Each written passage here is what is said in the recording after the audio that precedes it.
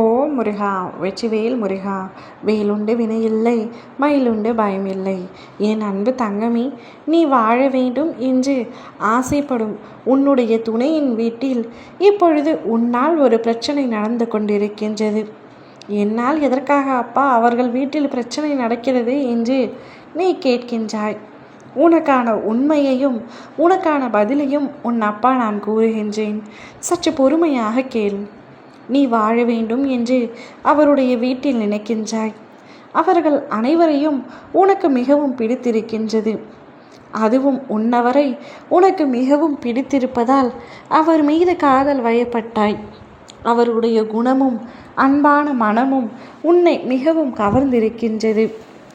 எப்படியாவது இவரை திருமணம் செய்து கொண்டு இவருடைய வீட்டில் நான் சந்தோஷமாக அனைவருக்கும் மருமகளாக அல்ல மகளாக வாழ வேண்டும் என்று ஆசைப்பட்டாய்.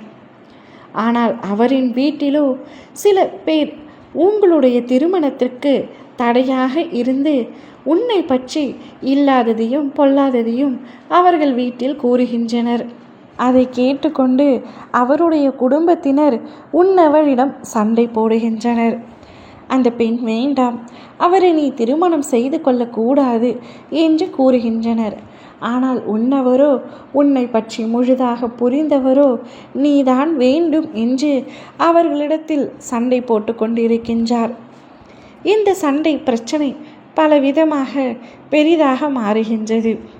இவ்வாறு உன்னை வேண்டாம் என்றும் உன்னவர் நீ வேண்டும் என்றும் ஒருவருக்கொருவர் மாறி மாறி சண்டையிட்டு கொண்டுள்ளனர். இறுதியில் நிச்சயமாக நீ ஆசைப்பட்ட நபருடன் உன்னுடைய திருமணம் நடக்கும்.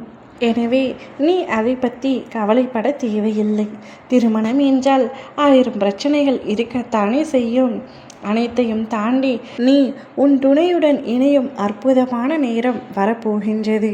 கூடிய விரைவில் இரு வீட்டார் சம்மதத்துடனும் உன்னுடைய திருமணம் கோலாகலமாக நடைபெறவுள்ளது.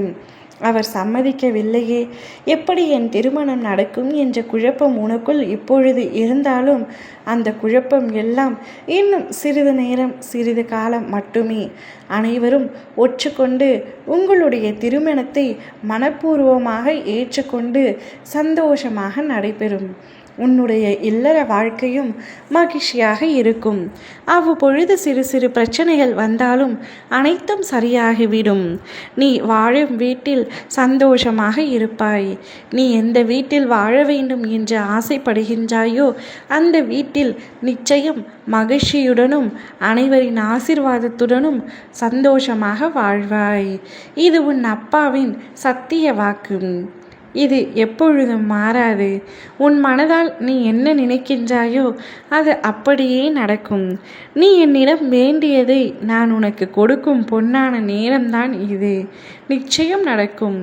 ஓ முருகா, வெற்றிவேல் முருகா.